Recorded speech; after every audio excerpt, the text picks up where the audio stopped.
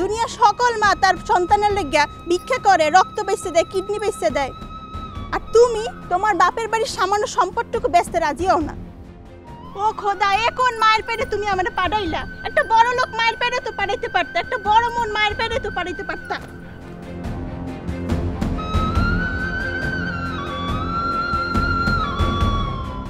দুনিয়া সকল মা তার সন্তানের লেগা ভিক্ষা করে, রক্ত বেচে দেয়, কিডনি বেচে দেয়, আর তুমি তোমার বাপের বাড়ির সামান্য সম্পদটুকু বেচতে রাজিও না। ও খোদা, এ কোন মায়ের পেটে তুমি আমারে পাঠাইলা? একটা বড় লোক মায়ের পেটে তো পাঠাইতে পারতা, একটা বড় মন মায়ের পেটে তো পাঠাইতে পারতা।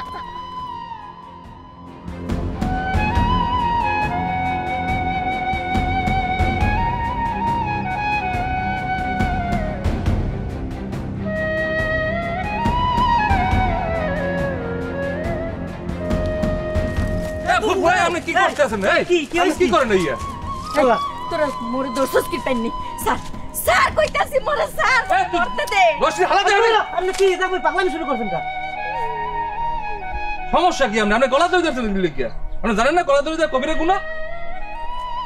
হুলছি না যে 2 দিন পর আপনার মাইয়া শাপলার বিয়া, তো আপনি যদি গলায় ধরে দিয়া হন মরেন, তো শাপলার দশাটা হবে কি? এ কথা একটু চিন্তা করতেন আপনি?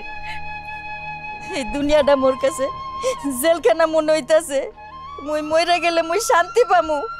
আচ্ছা বুঝছি আপনার কলজের মধ্যে অনেক তাড়না, আপনি খুব কষ্ট পাইছেন, কিন্তু আপনি এই যে গলা দড়ি দিয়ে মরতে আইছেন, এই গলা দড়ি দেওয়া মরার পরে এই হাঙ্গা গ্রামের মানুষ যখন আপনারা জানাজা দিতে আইবে, তখন তো আপনার এই মরার খাটের সামনে বইয়ে কইবে যে এটা মরছে গলা দড়ি দিয়া, এটার জানাজা পড়া যাইবে না। তখন কি আমাকে কষ্ট লাগবে না? আমাকে দেখে কলজা ফাটিয়ে যাইবে। আপনি আইছেন গলা দড়ি দিতে। এ মিলন, তুই কি কও? কথা ঠিক কইছি না মুই? হ্যাঁ, কথা তো ঠিকই কইছো। শোনেন ফুবু, মোরা এখনো বাচ্চা আছি, মোরা সবাই মিললে সমস্যার সমাধান করার চেষ্টা করবো। আচ্ছা মিলন, একটা কাম করতো, তুই হাবুর একটা ফোন দে, কারণ এই সমস্যা হাবু ছাড়া সমাধান করতে পারবে না। ফোন দে। তবে কেউ মোর সমস্যা সমাধান করতে হইবে না।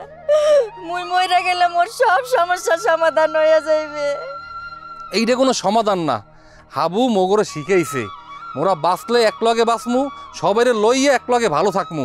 আপনি যদি আন গলায় ফাঁসি দিয়ে মরিয়ে যান, তা আপনি কি হইল?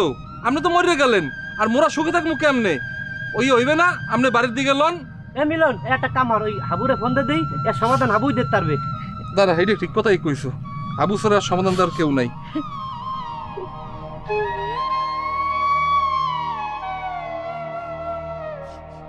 এ হাবু, এ ভাই তুই কই আয়? তুই একটু ওই হিকদের বাড়ির আমতলার গাছের গোড়ায় আয়। হ্যাঁ, এদিকে আয়, একটু এমার্জেন্সি জরুরি ভাই, একটু তাড়াতাড়ি আয়। আয়